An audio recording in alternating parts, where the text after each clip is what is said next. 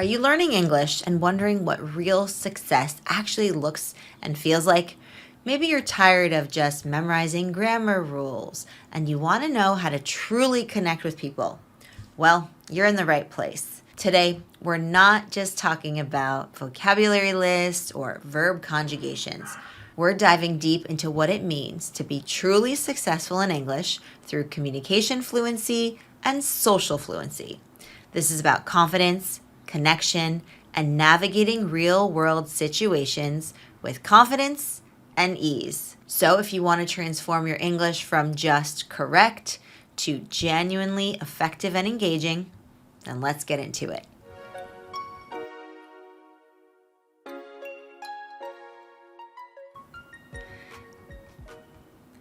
So, what exactly do we mean by communication and social fluency? Think of communication fluency as speaking English easily and smoothly, where your words flow naturally. It's not about being perfect. A few mistakes here and there are totally fine. The real goal is to get your message across effectively. It's also about understanding others, listening actively, and even how you read and write. Key things here are clarity, a good pace, and making sure people understand what you mean. And then there's social fluency. This is your ability to use English comfortably and effectively in everyday social situations. Imagine chatting easily at a party, making small talk with a colleague, or understanding cultural nuances in a conversation. It's an amazing feeling that sets you at ease and helps you make others feel at ease too. It's about empathy, adapting your style, and really connecting on a social level. And when you combine these, that's when the magic happens. All right, let's break down what this success looks like in different real-world scenarios. Scenario 1, the professional setting, like a work meeting. Success here isn't just about knowing the jargon or the terminology. It's about clarity and consciousness. Imagine you need to explain a complex idea. Success is presenting it logically so that everyone understands without rambling. You might say, essentially, the main challenge is X, and my proposed solution focuses on Y and Z because, and then you go on to explain it. Active listening. It's not just waiting for your turn to speak. It's nodding, it's making eye contact, it's about asking smart, clarifying questions like, that's an interesting point. Could you elaborate on how that impacts the timeline? Polite disagreement and contribution. What happens if you disagree? That happens. A fluent communicator might say, I understand your perspective, and that's a valid approach. However, have we considered the potential impact on another factor? Perhaps we could also explore XYZ. You're offering solutions, not just problems. Confidence, not arrogance. Speaking clearly with good posture and making eye contact shows that you're confident in your contributions. Scenario 2, networking and making new connections. Networking can be daunting, but social fluency makes it a lot easier. Initiating conversations. Success is starting with a simple, friendly opener like, hi there, quite a turnout tonight, isn't it? I'm Mary Daphne, or that presentation was really insightful. What do you think? Mastering small talk. It's about finding common ground, asking open-ended questions like, what brings you to this event or this conference? Or what are you most passionate about in your work right now? Showing genuine interest. This is key. Listen actively to their answers, and then you can easily ask follow-up questions like, oh, that sounds fascinating. How did you get started in that field? Smooth exchanges. Share a bit about yourself, but don't monopolize. In other words, don't hog the conversation. And when it's time to move on, a polite, it was really great talking to you, and then say their name. I'd love to connect on LinkedIn. This works wonders. Scenario 3, casual conversations, building friendships. This is where you can really let your personality shine. Natural flow. Conversations should feel easy breezy, not like an interview. Success is when topics shift naturally. Understanding and using idioms.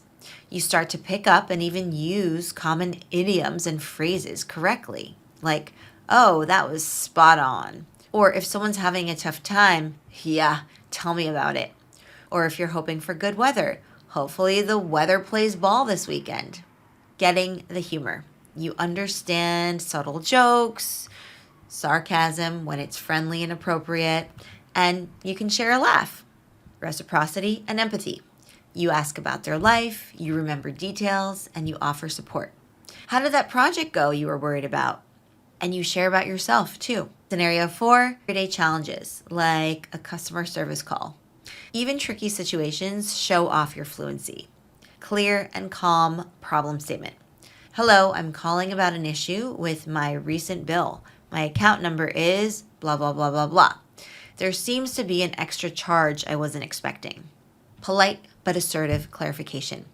If you don't understand something or if you disagree, you can say, I appreciate you explaining that, but I'm still a little bit unclear. Could you walk me through that again? Or, if I understand correctly, you're saying X, but my understanding was Y. Could we check that? Seeking resolution. Your goal is to solve the problem.